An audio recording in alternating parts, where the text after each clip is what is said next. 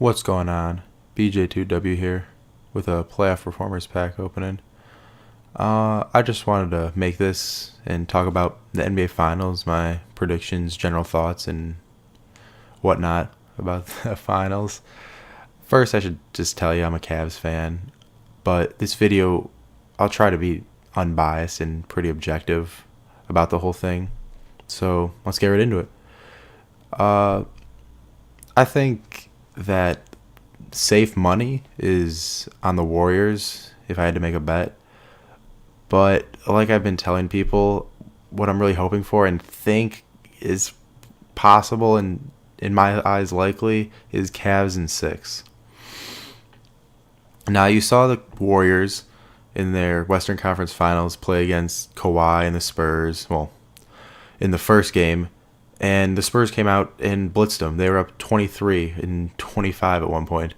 Then Kawhi goes down, and you know the rest. So I think the Warriors will make the same mistake again and come out lackadaisical and just not ready for the Cavs. So that's where I think the Cavs will steal one game on the road. And, oh my gosh, so many Robert Ory's pulled in this pack opening. Unbearable. But that's where I think the Cavs will get their one win on the road so they can get it in 6. And even the Warriors might win game 2 or game 5 by 20 points, but that doesn't really matter because last year the Warriors won game 1 by 15, game 2 by 33. So you can't put too much stock in it with with this caliber of teams. So that's what I'm thinking is going to happen. The Warriors in 5 if they win both their home games to start the series. But that's not going to happen, so I'm not too worried about that. While I think that LeBron is that's what puts the Cavs over the hump, obviously. But he's the one as another Robert Ory. Goodness.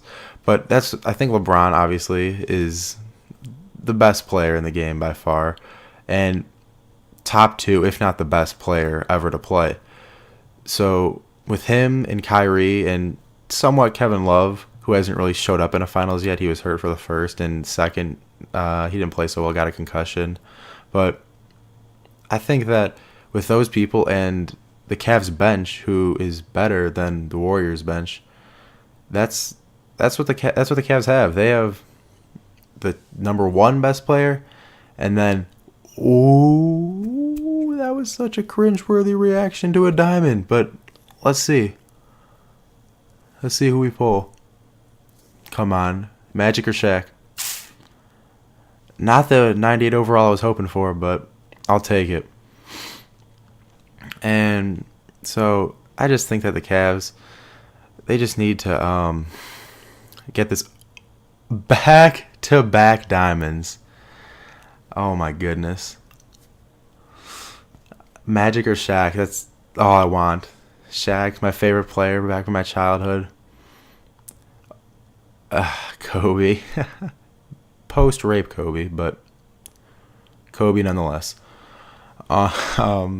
So that's what I think it is. LeBron is the best player in the game right now, and Love will have a big series this time. I got a hunch. He's gonna have it. He's been playing really well the past 8 games. There's no telling what he's gonna do. Also, our X factor is Tristan Thompson. The offensive rebounds he has, they're something. They just give us 2, maybe 3 possessions in a row where the Warriors have to play defense for 30, 40 seconds at times when they're a team that runs, guns, forces turnovers, and the best team on the break, as Tyronn Lue said. But the Warriors, what they have going for them, they don't have their best player isn't better than ours, but they have, from everything down, they have the best starting lineup.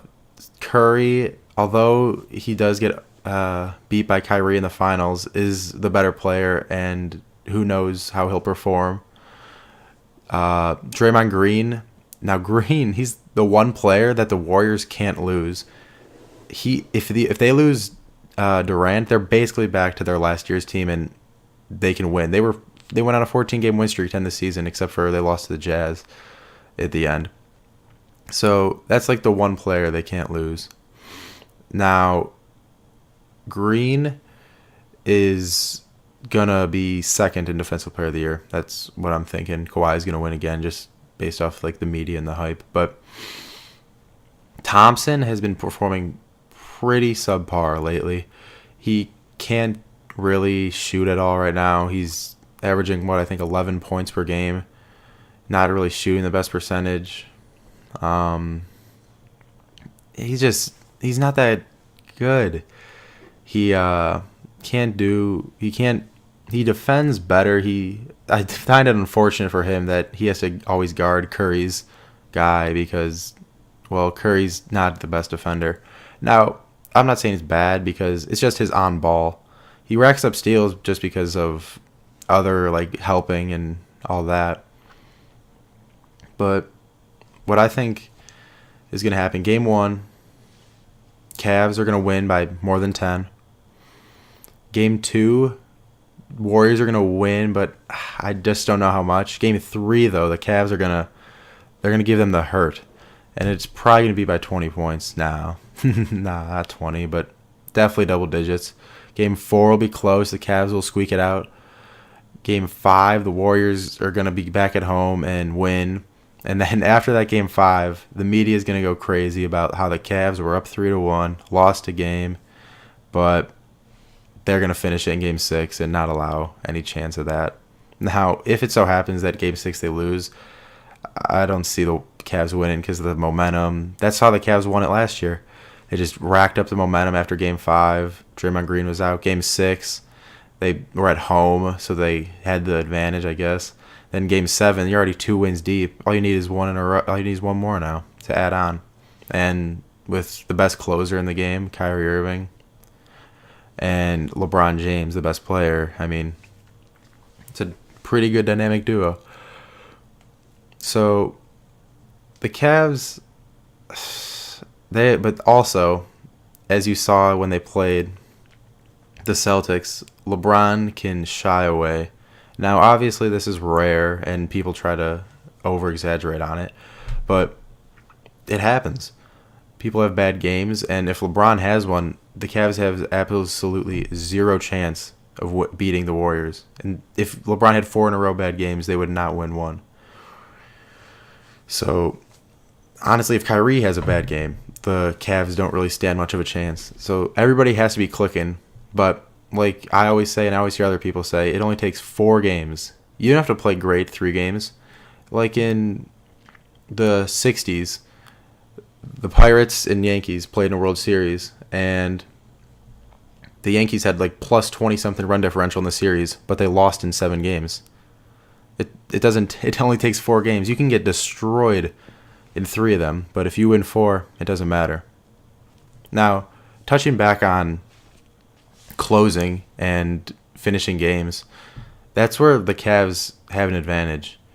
Maybe they don't have the better offense or the better defense, but the Cavs have been in way more situations where they need to pull out a game and it's actually close. The Warriors' main Achilles heel, it seems, is actually how good they were in the regular season and actually this playoffs.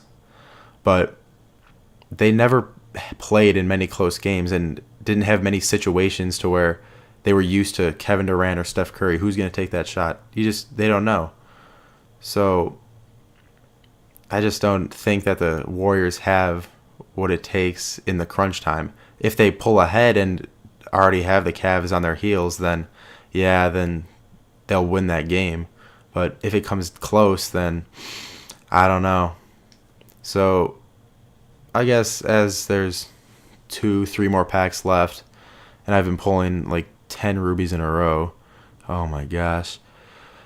The first box was great, but the second one, a dud. So, yeah, I think that the Warriors definitely are a safer bet, but it's hard to go against the Cavs and LeBron, at least in my eyes, and a ruby topper. So I guess that wraps up the video. Please leave in the comments what you think is going to happen in this series. Open to anything. And leave a like if you liked it. Alright, have a good one.